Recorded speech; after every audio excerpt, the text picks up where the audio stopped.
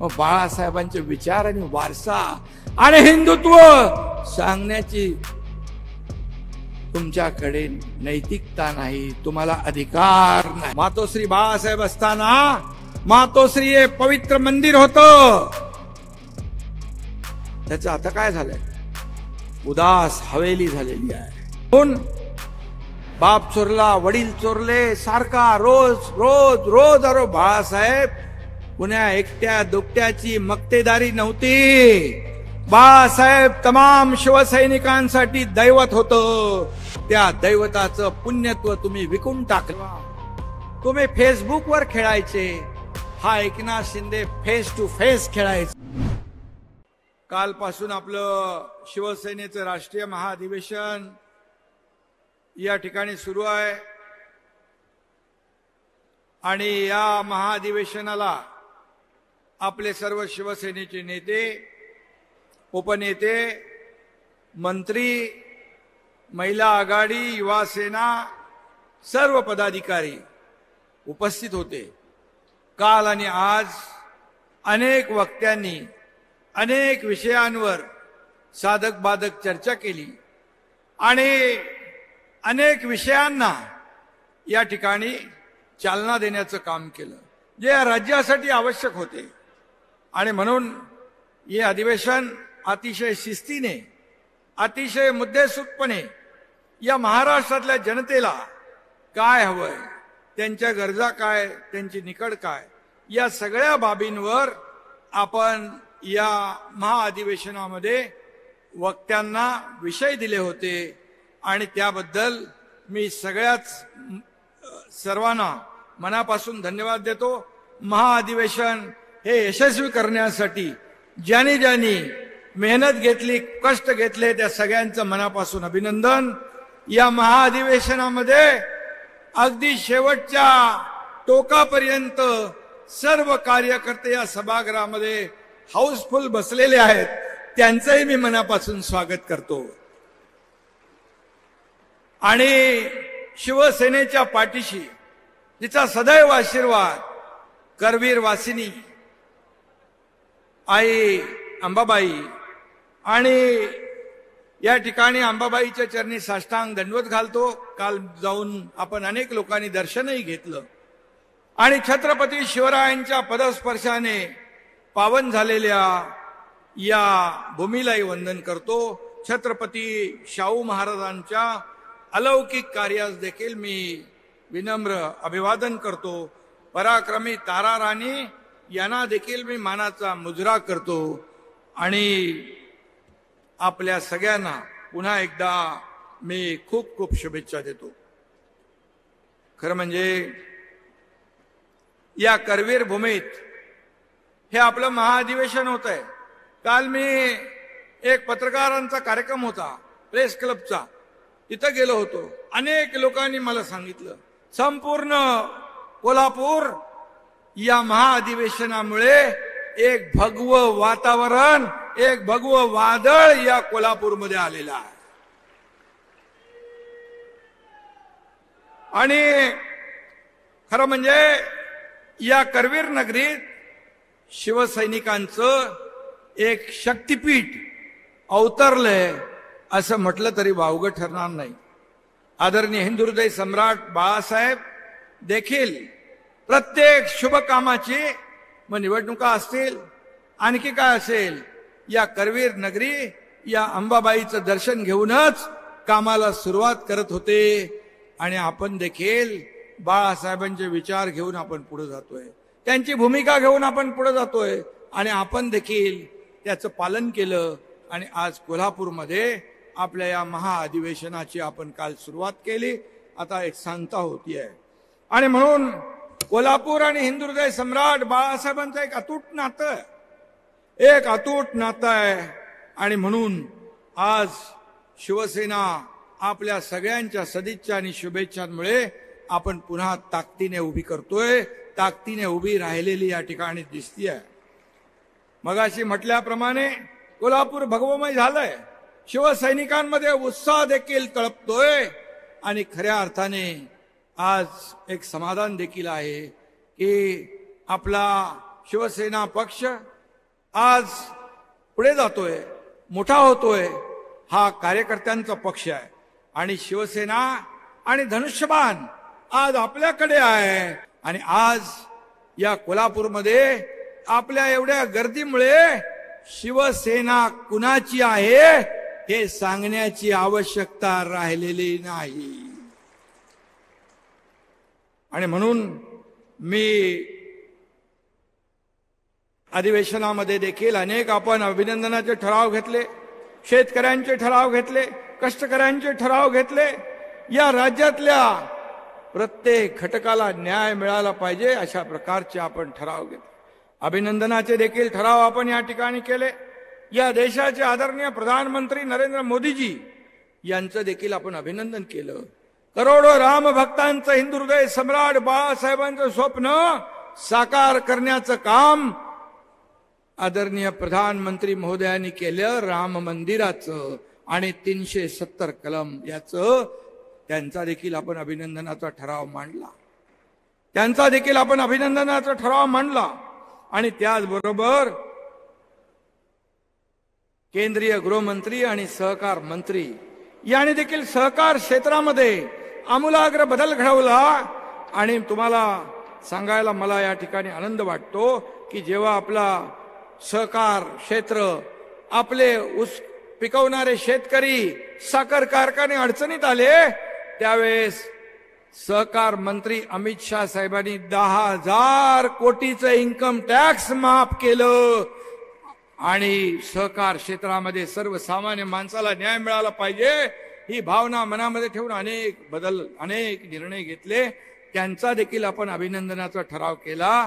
कारण त्यांनी 370 कलम मोदी साहेबांच्या मार्गदर्शनाखाली हटवलं. ती देखील बाळासाहेबांची इच्छा होती. आताच संसद रत्न डॉक्टर आपले श्रीकांत शिंदे आणि आपले आप्पासाहेब बारणे या दोघांना संसद रत्न मिळालं. त्यांचंही आपण अभिनंदन केलं. म्हणजे आपल्या पक्षामध्ये, शिवसेनेमध्ये अशी रत्न आहेत की त्यांना संसदेचे पुरस्कारही मिळतात, विधानसभेतले पुरस्कारही मिळतात. आणि म्हणून माझी आपल्याला सगळ्यांना सूचना आहे की जे असे पुरस्कार मिळतात याचं अनुकरण आपण लोकप्रतिनिधींनी केलं पाहिजे. आणि खऱ्या अर्थाने आपण लोकांची आपली नाळ जुळली आहे, लोकांची आपली बांधिलकी आहे, ती जपण्याचं काम केलं, मुद्दे मांडले तर नक्कीच अशा प्रकारचे पुरस्कार आपल्या प्रत्येकाला मिळाल्याशिवाय राहणार नाहीत. अशा प्रकारचं काम मला अपेक्षित आहे. आणि म्हणून आज आपण पाहतोय, जर बाळासाहेब असते, मगाशी कोणीतरी म्हणाल बाळासाहेब असते तर राम मंदिर होताना 370 कलम हटताना त्यांनी पाहिलं असतं तर या देशाचे प्रधानमंत्री मोदी साहेबांचं त्यांनी अगदी मुक्त कंठाने भरभरून स्वागत केलं असतं, त्यांचं अभिनंदन केलं असतं. परंतु जे वारसा सांगतात एक शब्दही उच्चारण्याची हिंमत त्यांनी दाखवली नाही. मग बाळासाहेबांचे विचार आणि वारसा आणि हिंदुत्व सांगण्याची तुमच्याकडे नैतिकता नाही, तुम्हाला अधिकार नाही. आणि म्हणून आज अनेक लोक इथं आलो तरी प्रवेश होत आहेत, नागपूरच्या अधिवेशनात गेलो तरी प्रवेश होत आहेत. 50 आमदार, 13 खासदार, नंतर इथं नीलमताई आहे, उपसभापती नीलमताई, आमच्या कायंदेताई, आणखी ते आमदार तो बजोरिया, दराडे आणि आणखी कितीतरी आमदार शिवसेनेमध्ये येत आहे. आले हजारो लोकप्रतिनिधी, नगरसेवक, जिल्हा परिषद, सगळे सदस्य आणि हजारो लाखो शिवसैनिक आज प्रत्येक जिल्ह्यातले शिवसेनेमध्ये काय येत आहे. कोणी गेला तो जोपर्यंत आहे तोपर्यंत चांगला, गेला की तो गद्दार, गेला की तो कचरा. एक दिवस हेच कार्य करते आणि महाराष्ट्र तुम्हाला कचऱ्यात जमा केल्याशिवाय राहणार नाही. हम दो हमारे दो, अशी परिस्थिती तुम्ही आत्मपरीक्षण करणार की नाही? हे सगळे का जात आहेत? कारण आम्ही शिवसेनेची, बाळासाहेबांची भूमिका घेऊन पुढे चाललो. बाळासाहेबांचे विचार आम्ही घेऊन पुढे चाललोय. आज सर्वसामान्य माणसाला मोठं करण्याचं काम बाळासाहेबांनी केलंय. इकडे मंत्री बसलेत, खासदार बसलेत, आमदार बसलेत, नेते बसलेत, आणि मी देखील मुख्यमंत्री म्हणून तुमच्या समोर उभा आहे. हे शिवसेनेचेच आशीर्वाद, बाळासाहेबांचेच आशीर्वाद, हे कदापि मला विसरता येणार नाही. हे शिवसेनेमध्येच घडू शकतं. आणि म्हणून तुम्ही सर्वसामान्य माणूस जेव्हा या राज्याचा मुख्यमंत्री होतो तेव्हा त्याला सर्वसामान्य माणसाची कदर, सर्वसामान्य माणसाच्या वेदना, सर्वसामान्य माणसाचे कष्ट त्याला माहीत असतात. आणि म्हणून आज आत्मपरीक्षण, आत्मचिंतन कुणी केलं पाहिजे हे आपण समजायला पाहिजे, पाहायला पाहिजे आणि त्यावर उपाय करायला पाहिजे. हे मला आपल्याला सांगण्याची आवश्यकता नाही. मी एवढंच सांगतो की आज या महाराष्ट्रामध्ये मी जिथं जिथं जातो तिथं तिथं हजारो लोक रस्त्याच्या दुतर्फा का थांबतात? काय त्यांना वेळ जात नाही म्हणून? अगदी उशिरापर्यंत मी गणपतीत मुंबईत फिरलो, पुण्यात फिरलो, नाशिकमध्ये फिरलो. रात्री मुंबईमध्ये 3-3, 3:30, 4-4 वाजेपर्यंत का लोक थांबतात? जर आम्ही चुकीचं पाऊल उचललं असतं तर ते लोक थांबले असते. मुंबईमध्ये मी एक तुम्हाला किस्सा सांगतो. असे अनेक किस्से आहेत, अनेक घटना आहेत, अनेक प्रसंग आहेत. मी जाताना एका गणपतीच्या दर्शनाला एका गॅलरीमध्ये खाली एक वृद्ध महिला बसली होती. हातामध्ये ती काठी होती. मी पाहिलं. मी गणपतीचं दर्शन घेऊन आलो. वाजले होते 2:45 रात्रीचे. मी परत आलो तर मला वाटलं आता ते वृद्ध महिला गेल्या असतील. माझ्या आईसारख्या वयाच्या होत्या. पाहिलं तर तिथेच बसल्या होत्या. त्यांच्यावर एक दुसरी मुलगी होती. मी विचारलं, एवढा वेळ तुम्ही इथं जागत बसलात? त्या म्हणाल्या, मला मुख्यमंत्री एकनाथ शिंदेला बघायचं होतं. हे प्रेम आहे, ही आपुलकी आहे. हे पैसे देऊन विकत घेता येत नाही, हे पैसे देऊन मिळवता येत नाही. हे प्रेम कामातून, वागण्यातून आणि कार्यातूनच मिळत असतं. आणि म्हणून आज अनेक लोक सोबत येत आहे. अनेक पक्ष वाढवतोय, पक्ष पुढे जातोय. बाळासाहेबांचे विचार घेऊन आपण पुढे जातोय. बाळासाहेबांची भूमिका काय? मगाशी संजय उपाध्यायांनी सांगितलं, शिवसेनेचं हिंदुत्व सर्वव्यापक आहे. शिवसेना ही सर्वव्यापी आहे. आणि जेव्हा हिंदुत्व जेव्हा म्हणत होता, आता हिंदू हृदय सम्राट बाळासाहेब ठाकरे म्हणायला देखील तुमची जीभ का कचरते? आणि म्हणता आम्ही हिंदुत्व सोडलं नाही. मग 2019ला ज्या बाळासाहेबांनी सांगितलं होतं काँग्रेसला लांब ठेवा, काँग्रेस माझ्या पक्षाची काँग्रेस होईल तेव्हा माझं दुकान बंद करेल, त्याला तुम्ही जवळ नाही केलं. डोक्यावर घेतलं, खांद्यावर बसवलं, त्याच्या मांडीला मांडी लावून बसला. तेव्हा हिंदुत्व सोडलं. कुठे गेलं होतं हिंदुत्व? जेव्हा सावरकरांचा भर सभागृहामध्ये अपमान होत होता तेव्हा कुठे तुमचं हिंदुत्व गेलं होतं? कुठे गेलं होतं? आणि म्हणून आम्ही ही का भूमिका घेतली? अनेक लोकांनी त्याच्यावर सांगितलं, अनेक वक्त्यांनी त्याच्यावर सांगितलं, आपले विचार प्रकट केले की शिवसेना वाचवण्यासाठी, शिवसेनेची काँग्रेस आणि शिवसैनिकांचं खच्चीकरण होत असताना शिवसेना धनुष्यबाण नामशेष होऊ नये म्हणून शिवसेना वाचवण्यासाठी आम्ही हे धाडस केलं. असं धाडस देशात नाही जगामध्ये कधी पुन्हा मला वाटत नाही होईल. आणि माझ्या सोबत 50 आमदार खांद्याला खांदा लावून उभे राहिले. काही मंत्री होते, मंत्री पाय उतार झाले. पुढे काय होणार माहित नाही, खड्ड्यात जाणार का काही होणार काही माहित नाही. परंतु शिवसेना आणि बाळासाहेबांचे विचार संपुष्टात येऊ लागल्यामुळे कधी कोणी पाहिले की सत्तेकडे माणूस जातो, सत्तेच्या बाहेर जात नाही. आम्ही तर सत्तेत होतो. सत्तेतून पाय उतार होण्याचा निर्णय आम्ही घेतला. अतिशय कठीण निर्णय होता, कडवट निर्णय होता. आम्हाला निर्णय घेताना देखील छातीवर दगड ठेवावा लागला. कारण बाळासाहेबांच्या विचाराचे शिवसैनिक आम्ही होतो. बाळासाहेबांच्या विचारांचे शिवसैनिक होतो. पण बाळासाहेबांचे विचार मरू लागले, शिवसैनिकांचं खच्चीकरण होऊ लागलं. त्यावेळेस मग शिवसेना वाचवण्यासाठी आम्हाला पक्षामध्येच राहून पक्ष नेतृत्व जेव्हा एखादा चुकीचा निर्णय घेतो त्या वेळेस मात्र पक्षामध्ये आपल्या विचारांची भूमिका, बाळासाहेबांची भूमिका मांडण्यासाठी, पुढे नेण्यासाठी आम्ही हे पाऊल टाकलं.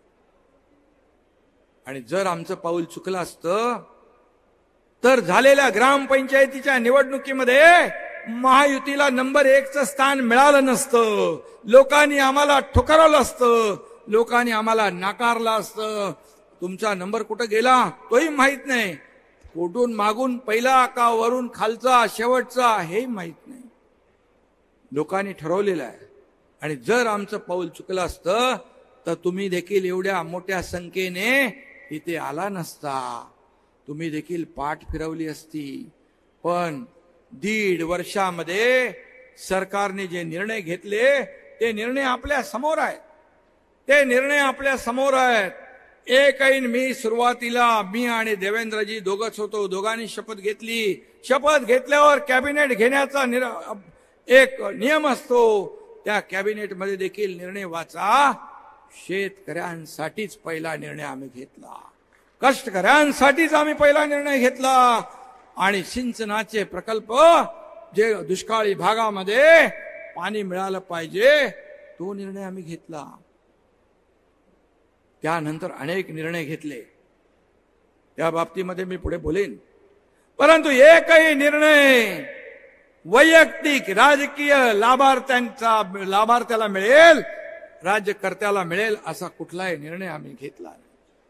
हे मी छाती टोकपणे सांगतो. आणि आमच्यावर आरोप आरोप आरोप, प्रत्येक वेळी आरोप. आरोप करण्याचा अधिकार तुम्हाला आहे. तुम्ही 50 खोके हे सगळे लोक, हे सगळे बसलेले आहेत. निलमताई इकडे, भाऊ आहेत, गजा भाऊ आहेत, सर्व सिनियर लोक आहेत, मंत्री आहेत, सर्व नेते आहेत. शिवसेना सोडून इतर पक्षातले लोक येत आहेत, इतर संघटना येते आहे, वारकरी येत आहेत, आध्यात्मिक लोक येत आहेत, सगळे लोक येत आहेत.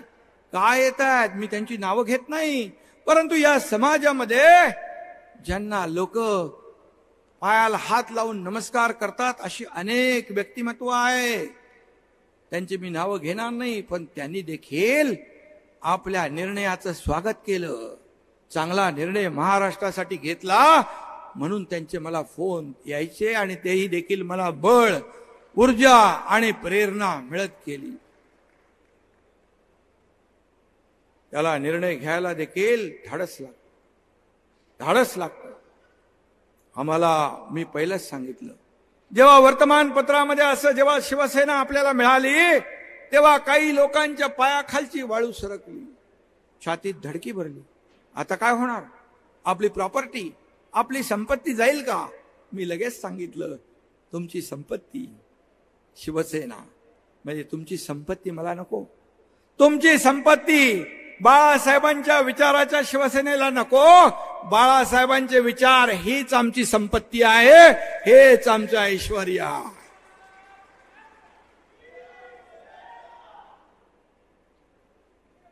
तुम्ही काय केलं? तुम्ही काय केलं?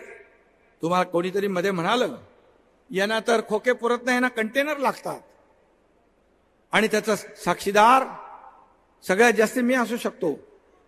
काय गुलाबराव, केसरकरा नाही माहित आहे, तानाजीराव नाही माहित आहे, सगळ्याला माहित. आणि म्हणून उदय सामंत इकडे आहे. परंतु आज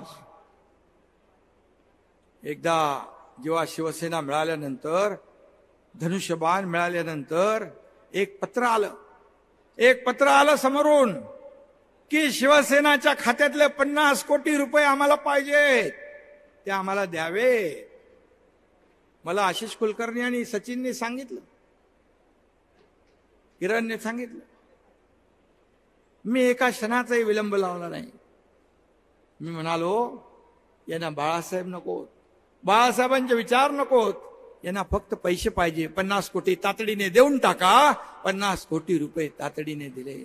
50 खोक्यांचा आरोप करणारे तुम्ही 50 खोके मागताना जरा जनाची नाही तर मनाची तरी काय ते वाटली पाहिजे होती.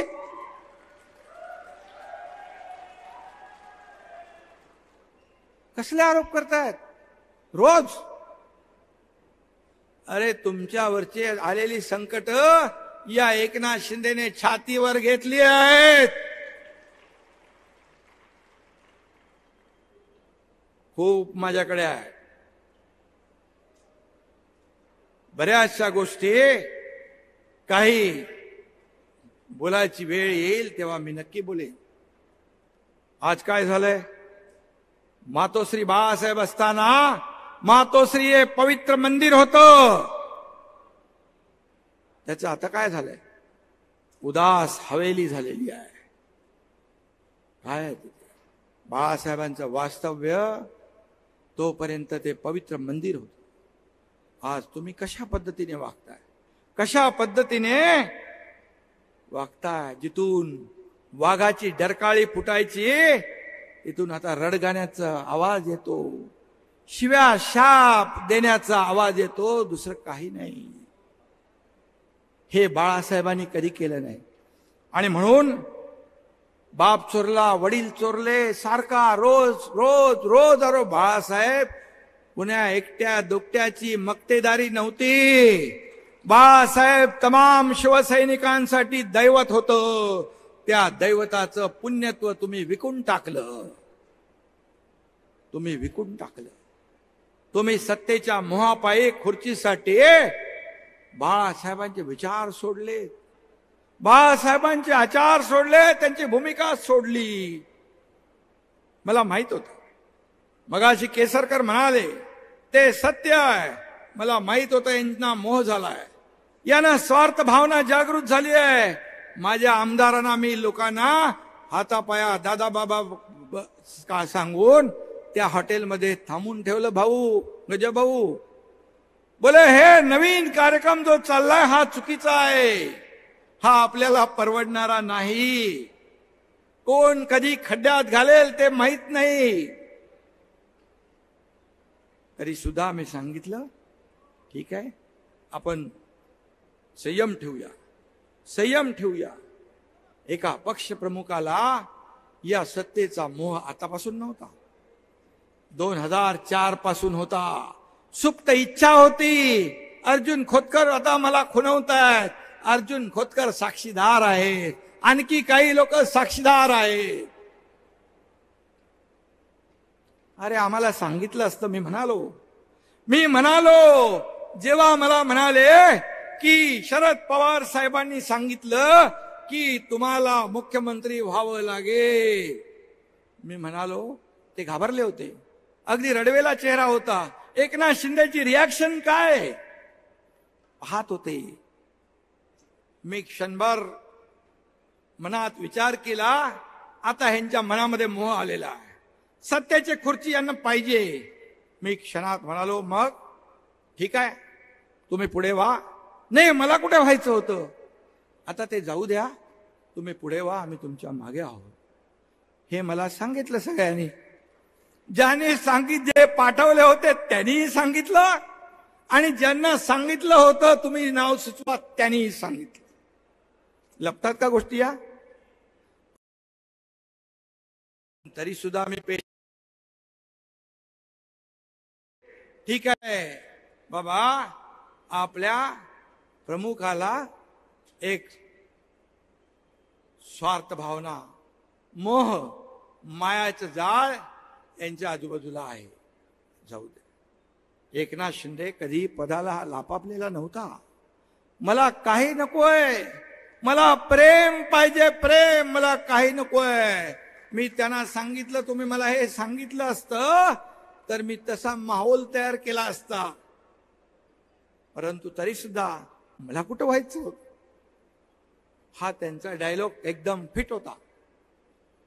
एक सांगतो तुम्हाला, ते जसे दिसतात तसे नाही. इनोसेंट चेहरा, इनोसेंट चेहऱ्याच्या मागे अनेक चेहरे आहेत. एक गाणं आहे, एक काय तो, एक चेहरे के पीछे, एक चेहरे पे कई चेहरे लगा लेते हैं लोग, असा विषय आहे तो. केसरकरांना पण मी सांगितलं होतं एकदा, तुम्ही आणि मी एकच आहे, तुमची भूमिका आणि माझी भूमिका एकच आहे, पण तुम्ही पुढे जाताना काळजी घ्या, तोंड घशी पडू शकता. ते मला म्हणाले, बरोबर बोलला होता तुम्ही, कारण मी जास्ती ओळखतो. आणि म्हणून तुम्ही ज्या शिवसेना भाजपा युती बरोबर लढलात, या जनतेने शिवसेना भाजपा युती म्हणून तुम्हाला मतदान केलं, त्यांच्या बरोबर सरकार स्थापन करायला पाहिजे होतं.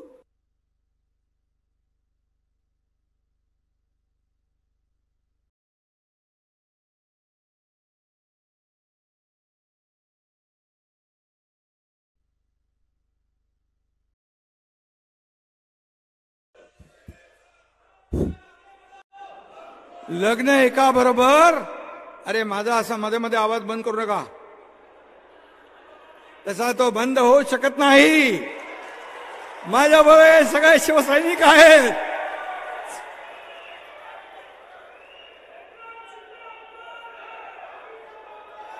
असं नको, आपल्या बरोबर ते लोक, ते सोडून बरेच लोक आहेत. तर आणि त्यावेळी, अरे मी मध्येच गडबड झाली, मी का म्हणत होतो, केसरकर 2019 ला तुम्ही लग्न एका बरोबर केलं, संसार दुसऱ्या बरोबर, हनीमून तिसऱ्या बरोबर. हे संसदीय शब्द आहेत, बरोबर आहे ना गजाभाऊ? नीलमताई सांगू शकतील. मी असंसदीय शब्द कधीच बोलत नाही.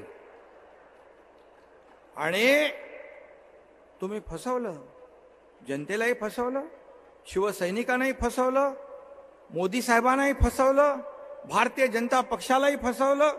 एकीकडे बाळासाहेब, एकीकडे मोदी साहेब, फोटो लावून मतं मिळवली. आणि तुम्ही एका सत्तेच्या खुर्चीपायी सगळं घालवलं, सगळं गमावलं. मग बेईमान, विश्वासघात कुणी केला, बेईमानी कुणी केली? तुम्ही तेव्हाही फसवलं, तेव्हाही बेईमानी केली एकदा.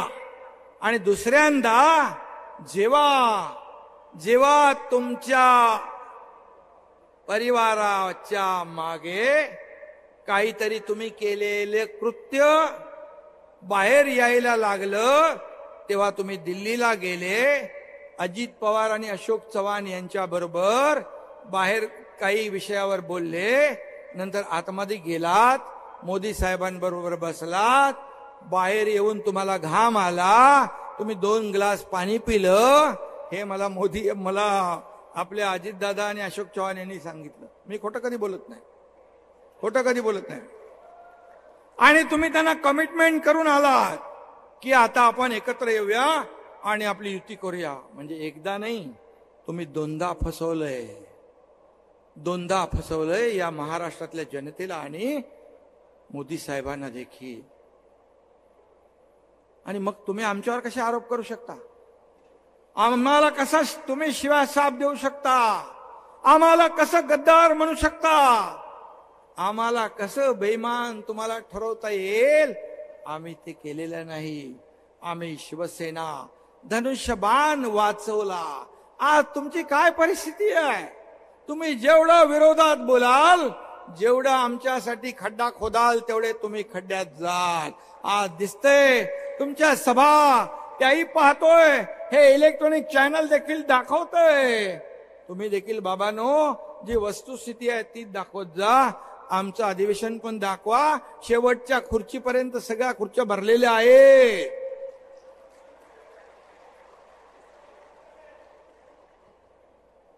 आणि मगाशी कोणीतरी आपले संजीव उपाध्याय म्हणाले, चेहरा आपण आरशाच्या समोर पाहायचं असतं. तर खरं म्हणजे वारसा सांगणाऱ्यांनी स्वतः पहिला आरसा पाहावा, आरसा पाहावा आणि स्वतःची कर्तृत्व जी आहेत ती आरशात पाहावी. किती मुखवटे घालून फिरणार तुम्ही? हे काय लपत नाही, हे छपत नाही. या सगळ्या गोष्टी बाहेर येत असतात. आणि म्हणून बाळासाहेबांचा वारसा सांगायला तोंडात नाही, या मनगटात जोर असावा लागतो, मनगटात ताकद असावी लागते. आणि म्हणून ज्यांनी शिवसेना वाढवण्यासाठी अतोनात मेहनत केली, रक्ताचं पाणी केलंय, तर नेते बसलेले आहेत, कार्यकर्ते बसलेले आहेत. शिवसेना मोठी करण्या, शिशिर शिंदे बघा तिकडे आहे, त्यांनी तर पाकिस्तानची मॅच होऊ नये म्हणून ते कुठलं स्टेडियम,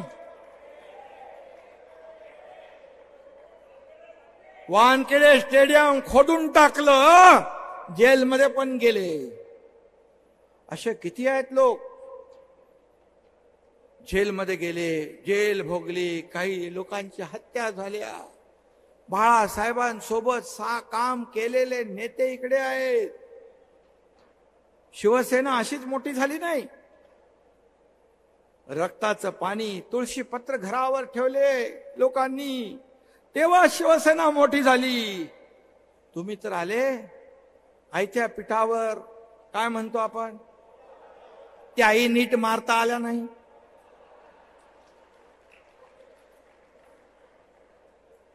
आणि म्हणून मी सांगेन, असा कुठला पक्षाचा प्रमुख असतो की आपल्याच नेत्याचा पान उतारा करायचा, कारस्थान करायचं. जे मनोहर जोशी मुख्यमंत्री असताना त्यांना भर सभेतून व्यासपीठावरून खाली उतरायला लावलं. कुणाचं कारस्थान, कुणाचं कारस्थान? त्यांचं घर जाळायला माणसं पाठवली, ही कुणाचं कारस्थान? ज्याला सांगितलं तो आपल्या बरोबर आहे, ते म्हणतो मला असं हे सांगितलं. मी रामदासबाईंना सांगितलं, षण्मुख खानांमध्ये येऊ नका, तुमचा मनोहर पंत करायचा प्रयत्न इकडे चालू आहे. त्यांचा देखील अशाच प्रकारचा अपमान करण्याचा कारस्थान त्यांनी केलं. गजाभाऊ इकडे बसलेले आहेत, त्यांना किती वेळा परत पाठवलं तेही त्यांना माहिती आहे. याच लोकांनी शिवसेना मोठी केली. हेच लोक बाळासाहेबांच्या खांदा लावून काम करत होते. आज नारायण राणे साहेब असतील, राज ठाकरे साहेब असतील, काय मागितलं होतं त्यांनी? काय त्यांचा तुम्हाला त्रास होता? का त्यांना घालवलं? बाळासाहेबांच्या मनात नव्हतं. पण जे दरबारी राजकारण करणारे, कानामध्ये भुंगा करणारे या लोकांनी सांगितलं. त्यामुळे एक इन्सिक्युरिटी, आपल्या नेतृत्वावर स्वतःला कॉन्फिडन्स पाहिजे. जर आपला कार्यकर्ता मोठा असेल, होत असेल, तर नेत्याला अभिमान पाहिजे. का घालवले यांना तुम्ही? का घालवले? जे एखादा चांगला भाषण करायला लागला तर त्याचं भाषण कट करायला लागले. इथं गुलाबराव पाटील बसले, त्यांना त्यांचा चांगला अनुभव आहे. रामदास भाई, अनेक नाव आहे. आपला माणूस जर चांगलं वक्तृत्व आहे, चांगलं नेतृत्व सिद्ध करू शकतो तर पक्ष नेतृत्वाने त्याच्या पाठीशी खंबीरपणे उभं राहायला पाहिजे. खंबीरपणे उभं राहायला पाहिजे, तरच तो पक्ष मोठा होतो. असा पक्ष मोठा होत नाही. 2-4 टकल्यांना सोबत घेऊन पक्ष मोठा नाही होत. मी स्वतः बोललोय, मी जाहीरपणे सांगतो, मी स्वतः बोललोय. जेव्हा मला सांगितलं मी कुठला तरी काय निवडणूक जिंकली का काहीतरी केलं होतं, तसे अनेक कार्यक्रम मी करत असतो, केले होते. मला म्हणाले असे 3-4 एकनाथ शिंदे पाहिजे. मी म्हणालो असं नाही, तुम्हाला असे एकनाथ शिंदे नाही, ताकदीचे कार्यकर्ते या महाराष्ट्रात वेगळ्या वेगळ्या ठिकाणी तयार करायला पाहिजे. त्यांना बळ दिलं पाहिजे, त्यांच्या पाठीशी उभं राहिलं पाहिजे, तर शिवसेना मोठी होईल. तुम्ही आलेख बघा, आलेख बघा. आपले जेवढे नेते शिवसेना सोडून गेले, हे शिवसेना सोडून फक्त आणि फक्त कुणामुळे गेले, गजाभाऊला माहित आहे. हे सगळे जर आपल्यामध्ये असते तर आपल्याला शिवसेनेची सत्ता अनेक वेळा या महाराष्ट्रामध्ये आली असती. परंतु ते तुम्हाला नको होतं, ते तुम्हाला नको होतं. आणि म्हणून एकेकाचं खच्चीकरण करायचं, घाणेरडं राजकारण करायचं, झुंजवायचे लोकांना एक दुसऱ्याला. असा पक्ष नेता मी माझ्या आयुष्यात कधी पाहिला नाही. मी स्वतः सांगितलं, युती करा. भारतीय जनता पार्टी आणि शिवसेनेची युती होती. आपण युती करा, झालेली चूक आपण सुधारूया. त्यांनी केली, आपण केली, झालं गेलं विसरून जा. मग सांगा, जर युती केली असती तर एकनाथ शिंदे मुख्यमंत्री झाला असता का? नाही. पण माझी प्रामाणिक भावना होती, या महाराष्ट्रामध्ये जे झालंय ते बदलायला पाहिजे. त्यावेळेस मला सांगितलं, हो आपण विचार करूया, विचार करूया. 5 वेळा मी सांगितलं. केसरकरही प्रयत्न करत होते. केसरकर मला एकदा म्हणाले, तुमचं काय मत आहे? मी बोलो बिलकुल आपण या मार्गाने जाऊ, आपण प्रयत्न करू. मी 5 वेळा त्यांना सांगितलं. मला शेवटला त्यांनी काय सांगितलं, मला म्हणाले, पुढची जी का 2.5-3 वर्ष जी आहेत ती आपल्याला देतील का? मी म्हणालो, एवढा तर अधिकार माझ्याकडे बोलण्याचा नाही. म्हणजे 5 वर्ष पूर्ण मुख्यमंत्री पद मिळालं पाहिजे. खालची शिवसेना, शिवसैनिक खच्ची झाले, काही झालं, वाट लागली तरी चालेल, खुर्चीत बसायचं. पण जी खुर्चीत बसलेत त्याचे 4ही पाय तर मजबूत पाहिजे. शेख चिल्ली सारखं झाडावर बसूनच फांदी तोडायची आणि नंतर मुंगेरीलालचे स्वप्ने पाहायचे, हे सगळं काम कसलं आहे? असलं घाणेरडं राजकारण मी आयुष्यामध्ये माझ्या पाहिलं नाही.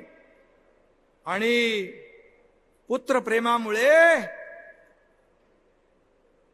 धृतराष्ट्राला देखील मागे पाडलं. धृतराष्ट्रात ना का तुम्ही शंभूराज देसाई कुठं आहेत? शंभूराज देसाई इकडं आहेत.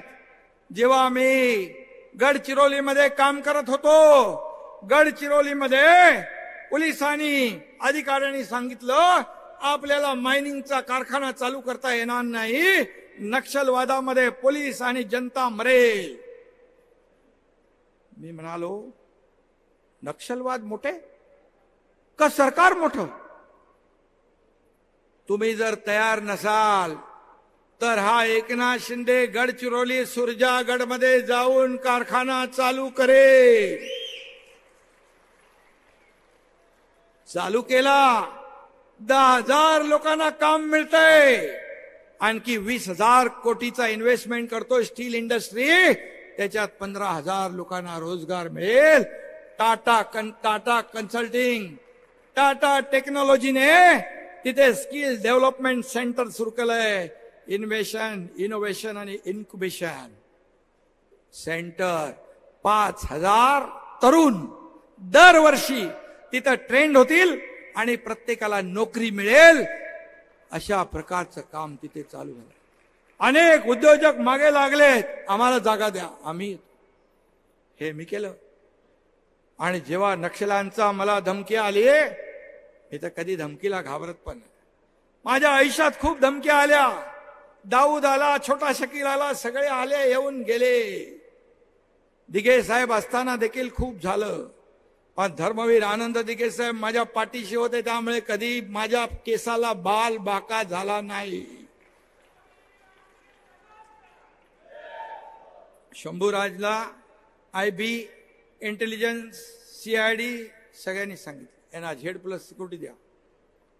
त्यांनी मीटिंग घेतली, स्वतः खुद्द मुख्यमंत्र्यांनी पण बैठक घेतली, परंतु कारवाई शून्य. नंतर शंभूराजनी मीटिंग घेतली. सकाळी किती वाजता तुम्हाला फोन आला होता? 7:45. 7:45ला तर कधीच उठताना बघितलं नाही.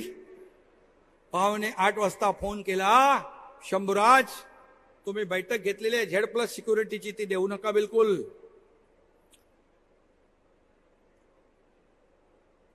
मला यांनी फोन केला, तुमची नको मला. ते म्हणाले विदाऊट अप्रुव्हल मी कागदावर काही घेत नाही, पण तुम्हाला Z+ पाठवतो. मी बोलो तुमची Z+ तुमच्याकडे राहू द्या, माझ्याकडे जे पोलीस आहेत ते पण घेऊन जा. एकनाथ शिंदे हा डरपोक नाही, हा निधड्या छातीचा बाळासाहेबांचा, दिघे साहेबांचा चेला आहे.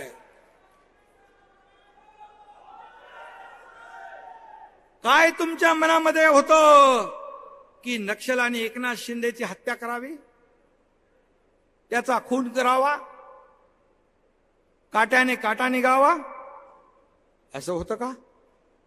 अशी शंका मी सांगतो, कारण मी तुमचा अडसर नव्हतो. तुम्ही मला अडथळा का समजत होते? कुणासाठी, कशासाठी? मला तुम्ही सांगितलं असतं, मी अगदी भोळा बावडा मन मोकळेपणाचा माणूस आहे. मला तुम्ही सांगितलं असतं हे असं करायचं आहे, याला पुढे करायचं आहे, याला पुढे न्यायचं आहे, तर मी अगदी मन मोकळेपणाने सगळं सोडलं असतं. मी कधीही कुठलाही पद, कुठलीही सत्ता, कुठलंही मंत्रीपद, मुख्यमंत्रीपद माझ्या आयुष्यामध्ये कधी मागितलं नाही. मी मागितलं नाही. छल कपट समोरून करायचे. अनेक वेळा मला वर्षावरून खाली मी आल्यानंतर बैठक चालू आहे, बैठक चालू आहे, 7-8 वेळा असं झालं. मी पण स्वाभिमानी आहे. अर्धा तास थांबायचो, नंतर मी जायचो, नंतर मी माहिती घ्यायचो कुणाची बैठक. ते 2-3 लोक बसलेत गप्पा मारत, मोबाईलमध्ये खेळत. ही बैठक म्हणजे तुम्ही जाणीवपूर्वक माझा छळ करत होता. माझ्या डिपार्टमेंटमध्ये हस्तक्षेप होता, आपल्या सगळ्यांना माहित आहे. मग सिडको असेल, MMRD असेल, सगळे असेल. तुम्हाला मी अनेक वेळा बोललो, माझ्या अधिकाऱ्यांना बोलवून घ्यायचे. मी तिकडे गेलो की ते अधिकाऱ्याला खुनवायचे. जा, तो अधिकारी काय करायचा, तिथून निघायचा आणि माझ्या बंगल्यावर नंदनवनला थांबायचं जाऊन. मला क्यों आया? बोले मुझे बोला मंत्री जी आए हैं, अभी आप जाओ, बाद में बुलाएंगे. कशाला? अरे मी 2-3 वेळा 4 वेळा बघितल्यानंतर स्वतः सांगितलं, तुम्हाला काय पाहिजे ते मला सांगा. एकनाथ शिंदेला अजून तुम्ही ओळखलं नाही का एवढे वर्ष? तुम्हाला जे पाहिजे ते देईन. मी देणारा आहे, घेणारा नाही. कशासाठी अशा प्रकारची घाणेरडी? आणि त्या काळामध्ये माझ्या घरावर आंदोलन करणार, हल्ला करणार म्हणून बैठक झाली. बैठकीमध्ये इथे बसलेले काही लोक असू शकतात. कोण जाणार पुढे? कोण जाणार? आणि माझ्याकडे येणं काय हेरा गावाचं काम नाही. माझ्याकडे मधमाशांचं पोळ आहे. मधमाशांचं पोळ कार्यकर्त्याचा मोळ आहे. ही मधमाशी कुणाला कुठं चावेल ते कळणारही नाही. त्याला हिंमत लागते. आलेले मी तेव्हा बोललो होतो, आलेले पायाने जाताना अँब्युलन्स मध्ये गेल्याशिवाय राहणार नाहीत. असे माझे कार्यकर्ते आहेत. जाऊ द्या. काल मी श्रीकांतचं भाषण समोरून ऐकलं तेव्हा मला कळलं की एक बाप म्हणून, माझ्या आईवडिलांचा मुलगा म्हणून, एक नवरा म्हणून मी अपयशी ठरलो. ही खंत आतापर्यंत मला वाटत नव्हती, कारण मला काल श्रीकांतनी माझे डोळे उघडले. कारण त्याला जे आलेले अनुभव, तो शाळेत कुठे जातो, तिथून तो मेडिकलमध्ये कधी गेला, MBBS कधी झाला. एकदा मी तो बोलायला पाहिजे होतं त्यांनी, एकदा मी गेलो होतो त्याच्या DY पाटीलमध्ये. MBBS झाला, MS पहिलं वर्ष पूर्ण केलं. नंतर त्याला निवडून येण्यासाठी कल्याण डोंबिवली मतदारसंघामध्ये सुशिक्षित तरुण चेहरा पाहिजे म्हणून त्याला उभा केला. त्याच्यानंतर त्यांनी फायनल इयर MS त्यांनी त्याच्यानंतर केला. खासदार अगोदर झाला, नंतर ऑर्थोपेडिक सर्जन, शेवटचं वर्ष त्यांनी पूर्ण केलं. खरं आहे. त्याला कोणीतरी विचारलं, तुझ्या वडिलांच्या बरोबर, परिवाराच्या बरोबर इतक्या वर्षामधले काही आठवणी सांग. काय सांगणार तो आठवणी? काय सांगणार? कारण मी जेव्हा जायचो तेव्हा माझे आई वडील, मुलगा हे सगळे झोपलेले असायचे. ते सकाळी शाळेत जायचे तेव्हा मी झोपलेला असायचो. पिता पुत्राची, माझ्या वडिलांची, आईची भेट 15-15 दिवस, एक महिना होत नव्हती. आणि त्यांनी कालच्या भाषणामुळे तो बोलून गेला, तो वस्तुस्थिती बोलून गेला, त्याच्या मनातलं बोलून गेला. आतापर्यंत कधी त्यांनी मला सांगितलं नव्हतं, परंतु त्यांनी देखील तुम्हाला एक परिवार समजला असेल म्हणून त्या परिवाराच्या समोर त्यांनी खंत व्यक्त केली. पण माझ्या बापाचा मला अभिमान आहे असंही म्हणाला तो, त्याचाही मला अभिमान आहे.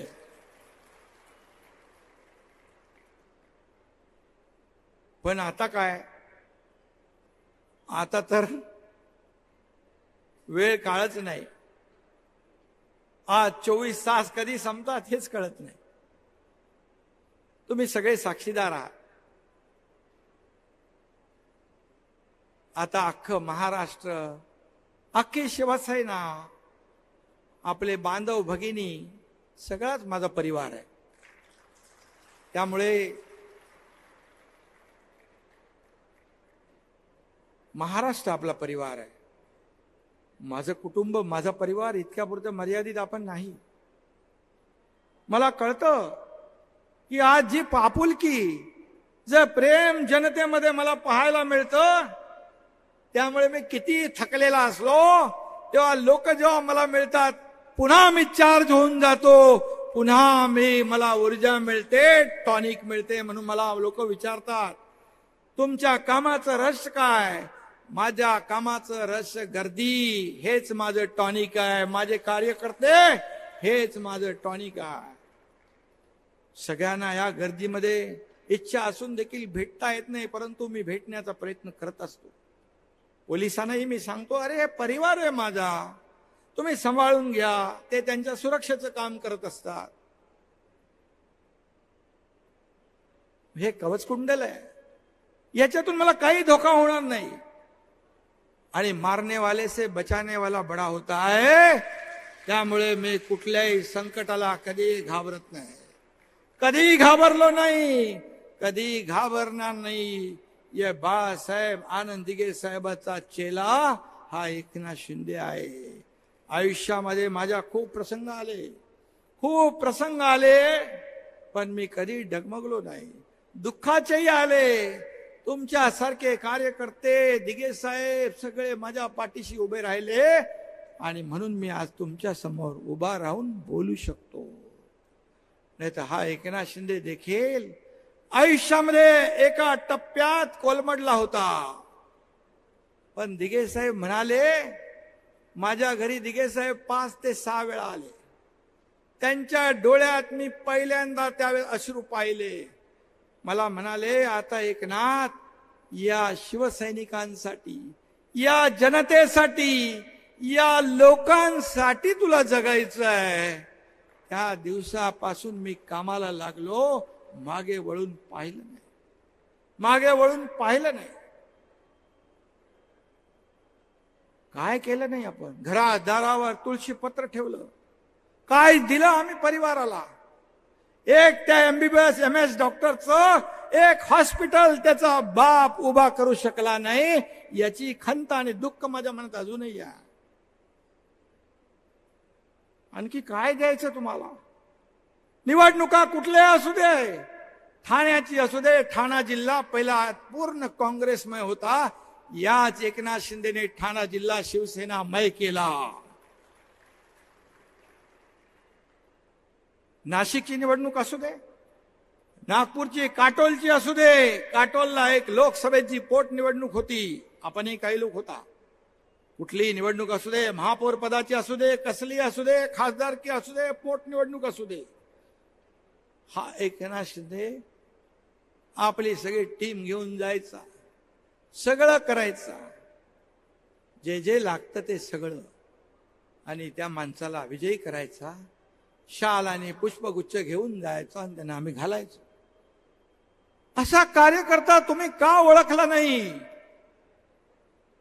जो स्वतःसाठी कधी जगला नाही आणि स्वतःसाठी कधी मी जगणार नाही, मी दुसऱ्याचं दुःख ते माझं दुःख समजून मी काम करतो.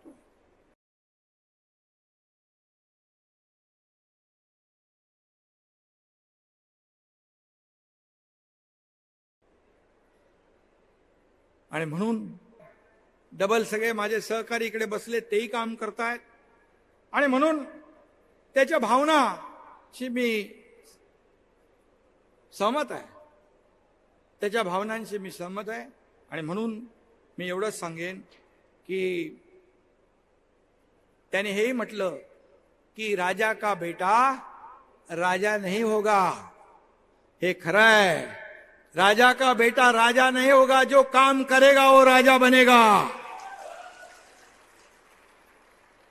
मी उद्या सांगतो तुम्हाला, तुमच्यातला मी असाच बाळासाहेबांचं भाषण समोर बसून ऐकायचो. तुमच्यातलाच एखादा कार्यकर्ता उद्या काम करून मोठा झाला आणि तो इथे मुख्यमंत्री म्हणून बोलायला लागला, तर सगळ्यात जास्ती आनंद मला होईल, अभिमान मला वाटेल. ही शिवसेना आहे. या शिवसेनेमध्ये कोणी मोठा नाही, छोटा नाही, कोणी मालक नाही, नोकर नाही. हे नोकर आणि मालक समजत होते. एक मध्य प्रदेशचा प्रमुख, दिल्लीचा प्रमुख, पक्ष प्रमुख, राज्य प्रमुख, ते जेव्हा मला दिल्लीत भेटायला, दिल्लीत आपली बैठक होती सगळ्या राज्य प्रमुखांची, आपण निर्णय घेतल्यानंतर ते सगळे राज्य प्रमुख आपल्या सोबत आले. त्या दोघांना फोन गेले, तुम तो मालिक के साथ रहना मांगता है, नौकर के साथ क्यों जा रहे? म्हणजे आम्ही नोकर. त्यांनी त्याच्या भाषणात पण सांगितलं तिकडे, इथं मालक नोकर कोणी नाही, सर्व समान, सर्व आपण कार्यकर्ते म्हणून काम करायचंय, मोठा छोटा कोणी नाही. तुम्ही तर समजतो तुम्ही सगळे मुख्यमंत्री आहात माझ्यासाठी, तुम्ही एकनाथ शिंदे बनून काम करायचं. आणि मोगलांच्या जमान्यामध्ये मोगलांच्या घोड्याला देखील संताजी धनाजी दिसायचे. गुलाबराव, संताजी धनाजी तुम्हारे इधर आए थे ना, अभी येऊन गेले. कोण आया था? बछड़ा आया था का? ठीक है. लेकिन गुलाबराव, इतके उन्हाळे पावसाळे तुम्ही बघितलेत, जेल भोगलेत, अंगावर पोलिसांच्या लाट्या काट्या खाल्ल्यात. तुमच्यामुळे गर्दी होत होती. त्यांना वाटतं की आम्हाला बघून लोक येतात. तुमच्यामुळे येत होते लोक, तुम्ही नसल्यामुळे. बदल तुम्ही बघितला, बदल मी पाहिला. आणि म्हणून एक शेतकऱ्याचा मुलगा, एक कष्टकऱ्याचा मुलगा, एक सर्वसामान्य घरातला मुलगा मुख्यमंत्री झाला. याचं दुःख त्यांना आहे, याची जेलसी आहे, याचा द्वेष आहे. बोलण्यातून ते जाणवतंय. का शेतकऱ्याच्या मुलाने मुख्यमंत्री होऊ नये? का धनदांडग्या आणि सोन्याचा चमचा घेऊन आलेल्याच लोकांनी मुख्यमंत्री व्हायला पाहिजे? हा काय करारनामा आहे? मी म्हणालो जो काम करेगा वही राजा बनेगा. तुम्हाला ते नको आहे. परिवारवाद या सगळ्या गोष्टींना आपण फाटा दिला पाहिजे. सगळं आज मी दावोसला गेलो, 3,73,000 कोटीची इन्व्हेस्टमेंट आणली, तरी दुःख. मी शेतावर गेलो हेलिकॉप्टरने, तरी हेलिकॉप्टरने शेतावर जातो आणि शेती करतो. मग काय चालत जाणार मी? अरे मी शेतकरी आहे. मी तिथं गेल्यावर मी आपोआप माझे पाय तिकडे वळतात. शेती आणि मातीशी माझी नाळ जुळलेली आहे, मी विसरू शकणार नाही.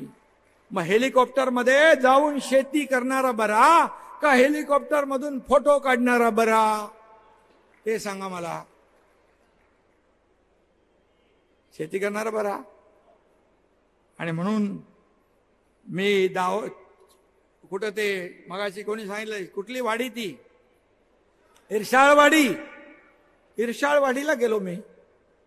दादा भुसे माझ्याबरोबर होते, गुलाबराव होते, आपलं नाही उदय सामंत होते.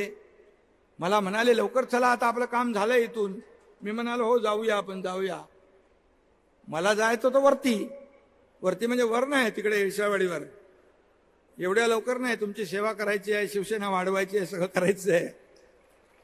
आणि मी एसपीच्या गाडीत बसलो, कलेक्टर आणि एसपी आम्ही तिघच गेलो डायरेक्ट इरशाळवाडी. तिथं गेलं तेही तुम्हाला दुःख. मुंबईतल्या गल्लीमध्ये, मुंबईतल्या रोडवर झाडू मारून पाणी मारताना बघितलं तरी तुम्हाला दुःख. मी काय केलं पाहिजे? दिल्लीमध्ये प्रधानमंत्र्यांना भेटायला गेलो तरी दुःख, तरी द्वेष. आणि म्हणून मग मी काय करावं? घरी बसावं तुमच्यासारखं? मी काम करणारा कार्यकर्ता आहे. मी लोकांना भेटणारा कार्यकर्ता आहे. लोकांमध्ये जाऊन त्यांच्या वेदना आणि व्यथा जाणून घेणारा मी मुख्यमंत्री आहे. मुख्यमंत्री म्हणजे माझ्या व्याख्येमध्ये सीएम म्हणजे चीफ मिनिस्टर नाही. सीएम म्हणजे कॉमन मॅन.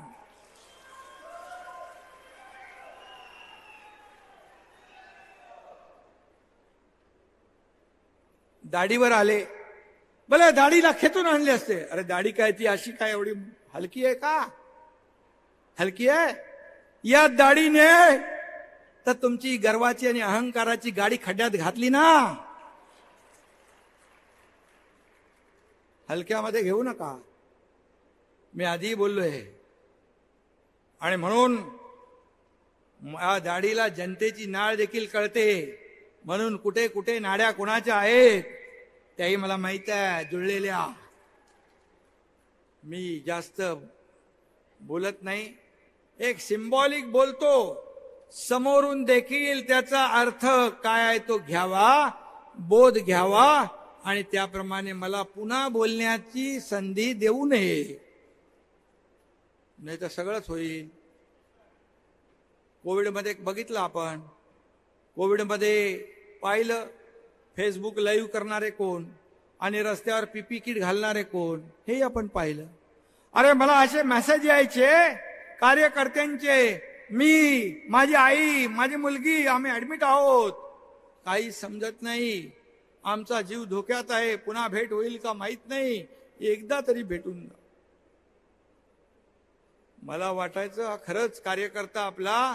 बरं वाईट झालं तर आयुष्यामध्ये आपल्या मनामध्ये खंत राहील. मी जायचो, भेटायचो, त्यांना धीर द्यायचो. ती बरी व्हायची माणसं.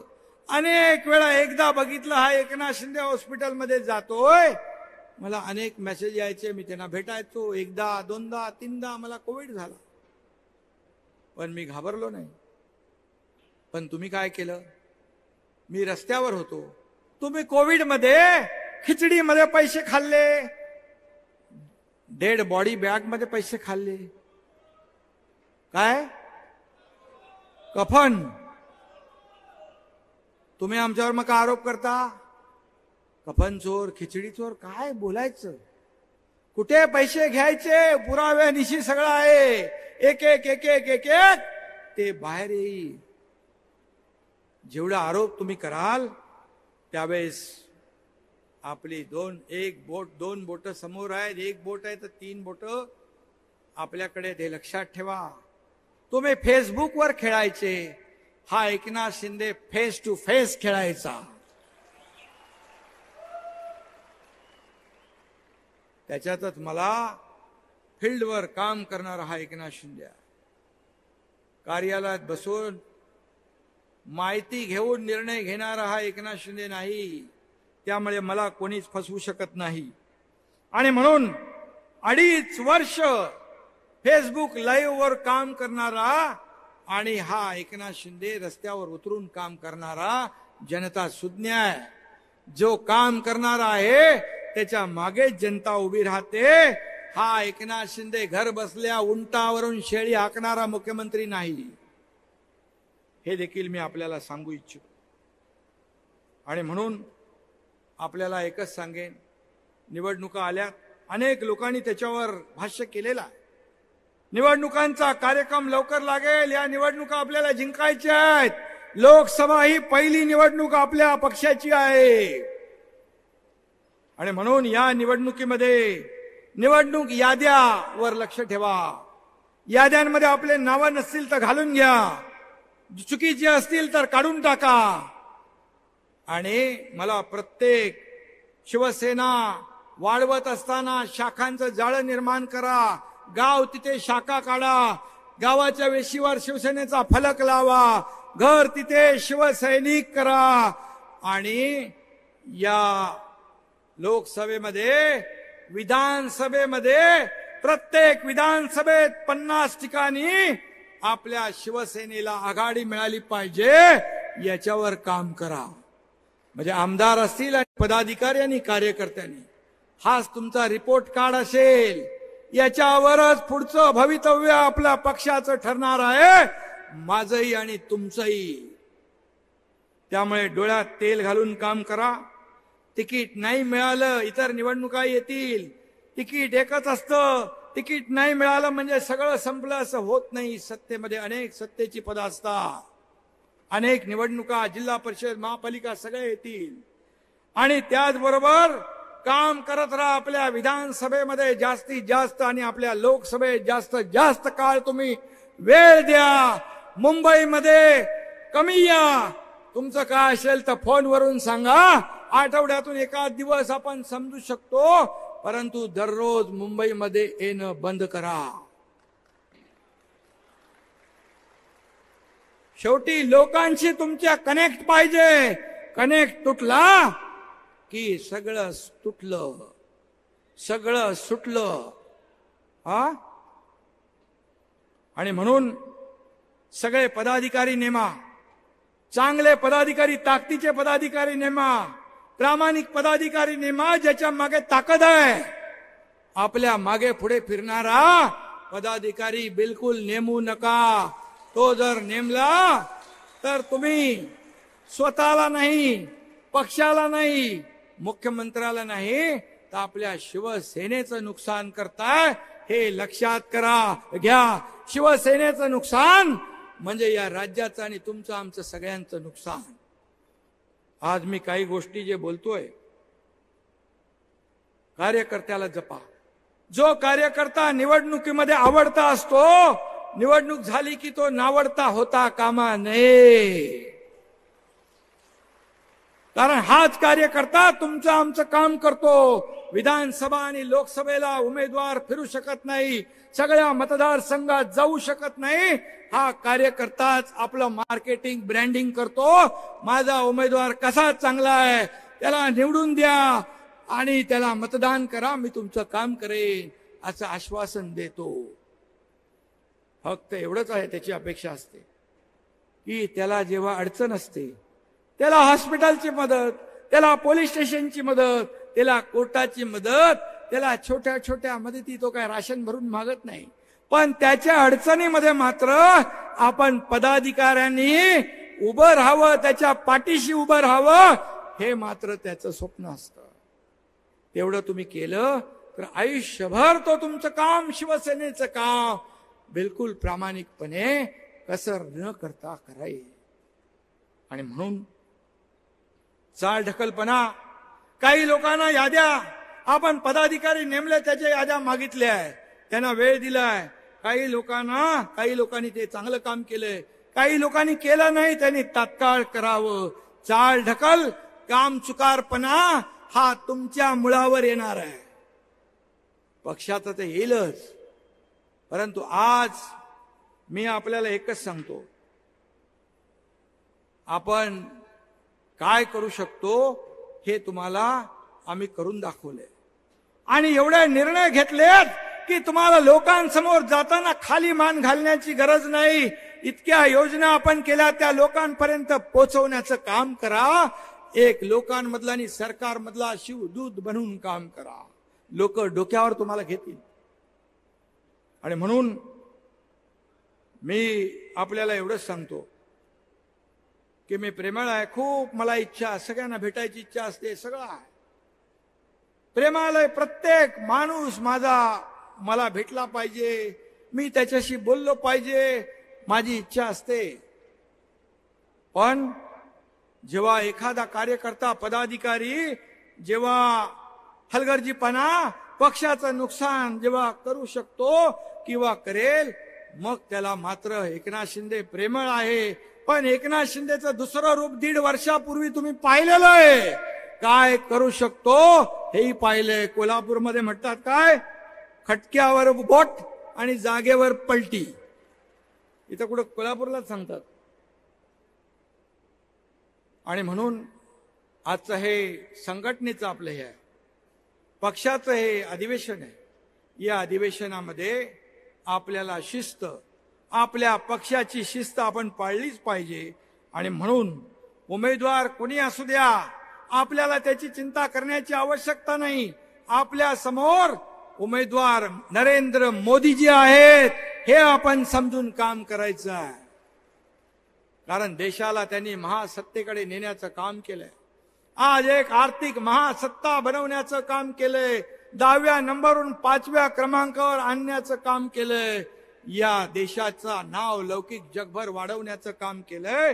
आणि त्यामुळे आपल्या बाळासाहेबांचे विचार आणि केंद्र सरकार मोदीजींनी 10 वर्षात केलेलं काम आणि राज्य सरकारने 1.5 वर्षात केलेलं काम आपल्याला घराघरामध्ये पोचवायचं, एवढंच आपल्याला करायचं.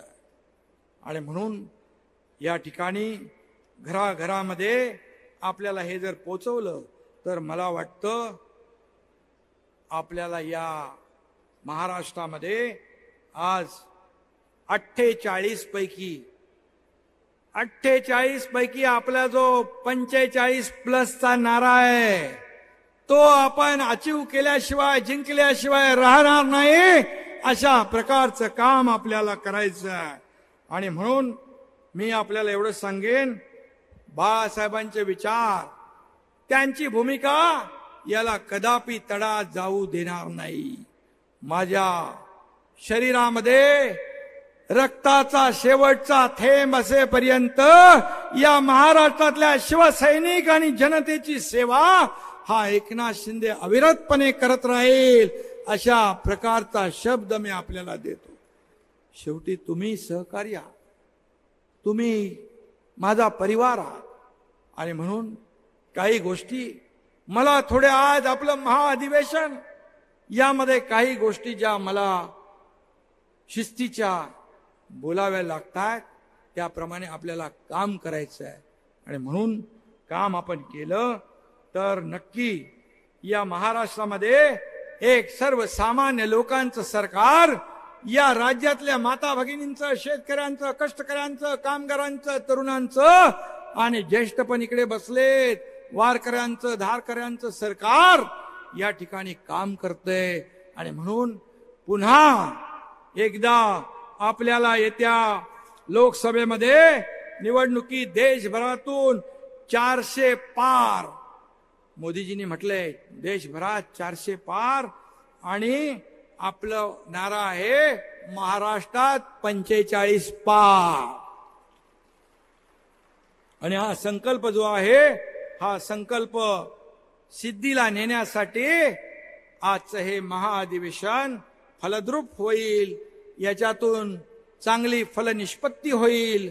आणि या राज्यामध्ये मगाशी कोणीतरी सांगितलं की या मुख्यमंत्री एकनाथ शिंदे, आपले देवेंद्र फडणवीस, अजित पवार, या आपण सगळे महायुती काम करतेय. महायुतीच्या कामाच्या जोरावर, या सर्वांगीण विकासाच्या जोरावर लोकांपर्यंत आपण गेलो तर 45 पार व्हायला काही वेळ लागणार नाही. आपल्याला फक्त ते पोचवायचं आहे. आणि म्हणून तुम्हाला मी पुन्हा एकदा सांगतो, आपण शिवसैनिक आणि मुख्यमंत्री हे जे नातं आहे, हे मुख्यमंत्री म्हणून मी कधी स्वतःला समजलो नाही, समजणार नाही. मी कालही कार्यकर्ता म्हणून काम करत होतो, आजही कार्यकर्ता म्हणून काम करतोय, आणि उद्याही कार्यकर्ता म्हणून काम करणार. आणि आपला संकल्प सिद्धीस नेऊया. धन्यवाद. जय हिंद, जय महाराष्ट्र.